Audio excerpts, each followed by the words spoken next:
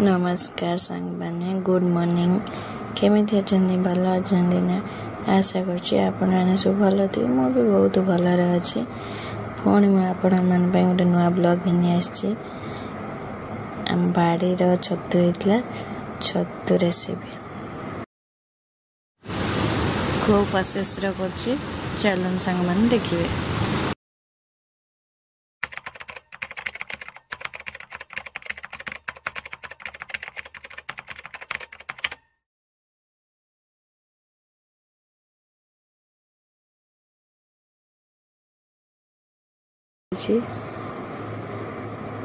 छतु आ किसी कड़ भी अच्छे चलते ताको मुझे काटी नहीं देख ये काटी ने आ कड़ जदि तो हो बहुत भल होता ये छतु काटी नहीं आलू 4टा नहीं पियाज टमाटो चलते केमी रेसिपीटा को प्रोसेस कर देखिए किसी आम सोर्स तेल नहीं जावा कढ़ई तातिला पर जो आगे आलूटा टे भाजी नवा तेलटा तातिला पर आलू देदेबा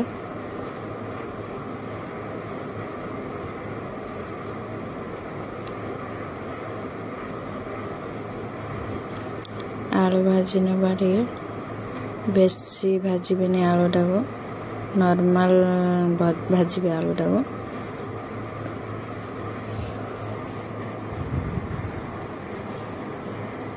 देखो मुझे आलू टे आसला स्वाद अनुसार लुण कि हलदी गुंड देदेली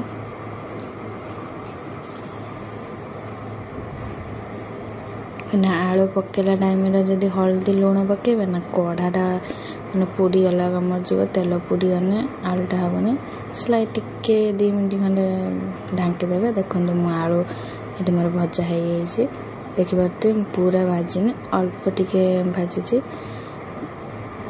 जो तेल तादेह बड़ी आलू भाजिला तादेह ही छतु को भाजीदेवा आप चाहिए अल्प तेल पकईकि आलू को भी भाजी पारे जेहेतु मोटे अधिका तेल पड़ता तादेह ही छतु को भाजीदेली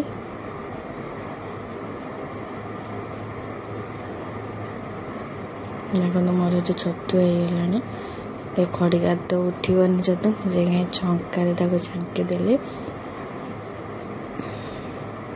आलू सांगर रखीदेनी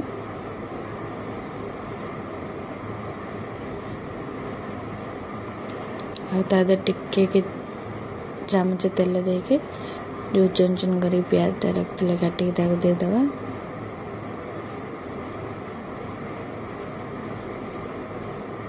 प्याज हो आसला मसला ये मुझे रखी अदा प्याज रसुण अल्प किछि जीरा अल्प किछि सोरिष देकी मुझे मसला कर देखो मोर प्याज तो हो आसला तादर आम मसला ऐड करदे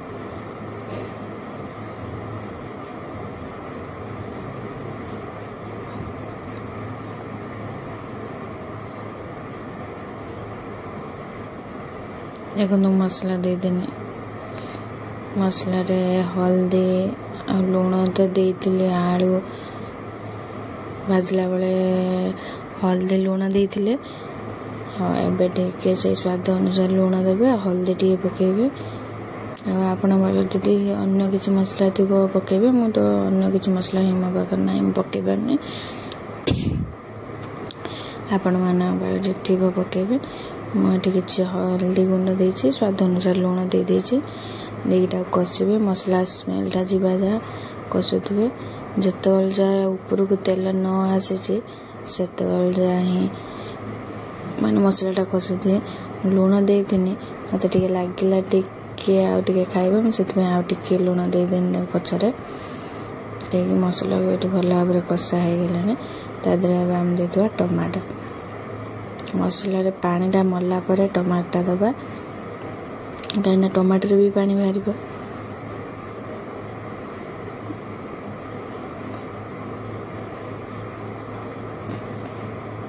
देखो मत ये मसला भल भाव हो गलानी एवं आम तादेह देदेवा जो छतु ଛତୁ ଆଉ ଆଳୁକୁ ଯେଉଁ ଭାଜିକି ରଖିଛନ୍ତି ସାଙ୍ଗରେ ତାକୁ ହିଁ ଦେଇଦେବା ତା ଦେହର ମସଲା ଦେହରେ। ମସଲା ତ ହେଇଗଲାଣି, ଆଉ ବେଶୀ କଷିବାନି ମସଲାକୁ। ତା ଦେହରେ ଆମେ ଏବେ ଦେଇଦେବା ଛତୁ ଆଳୁକୁ ଯେଉଁ ଭାଜି ରଖିଛନ୍ତି ତାକୁ ଛାଡ଼ିଦେବା। ଛାଡ଼ିକି ଆଉ ତାକୁ କିଛି ସମୟ ଟିକେ କଷିଦେବା। ଯେଉଁ ଛତୁ ଆଳୁକୁ ଯେଉଁ ରଖିଛନ୍ତି ଭାଜିକି ମସଲା ଦେଇଦେଲା ପରେ ତାକୁ ଟିକେ କଷିବା। ଆଉ 5 ମିନିଟ୍ ଖଣ୍ଡେ କଷି ସାରିଲା ପରେ ତାପରେ ଗରମ କରି ରଖିଥିବା ପାଣିଟାକୁ ହିଁ ଦେଇଦେବା।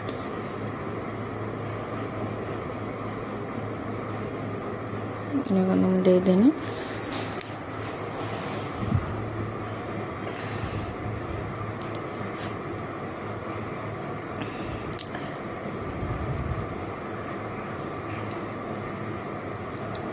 ମସଲା ତ କଷି ଦେଇଥିଲି, ଆଉ ଖାଲି ଜଷ୍ଟ ଟିକେ ଆଉ କଷିବା ଆଳୁ ଆଉ ଛତୁ ପକାଇ ସାରିଲା ପରେ। ତାପରେ ମୁଁ ଗରମ ପାଣି କରିକି ରଖିଛି। ଦେଖନ୍ତୁ ଛତୁର ଟିକେ ପାଣି ବାହାରିଲା, ମୁଁ ବି ଆଉ ଟିକେ ପାଣି ଦେଇଥିଲି। এই ପାଣିଟା ମରିଗଲା ପରେ ଆମେ ପାଣି ଦେବା। ମୁଁ ଏଠି ଫୁଟେଇକି ପାଣି ରଖିଥିଲି। ଆପଣ ଚାହିଁବେ ଯେ ଥଣ୍ଡା ପାଣି ବି ୟୁଜ୍ କରିପାରିବେ, କିନ୍ତୁ ଟିକେ ଉଷୁମ ପାଣିଟା ଦେଲେ ଟିକେ ଭଲ ହେବ।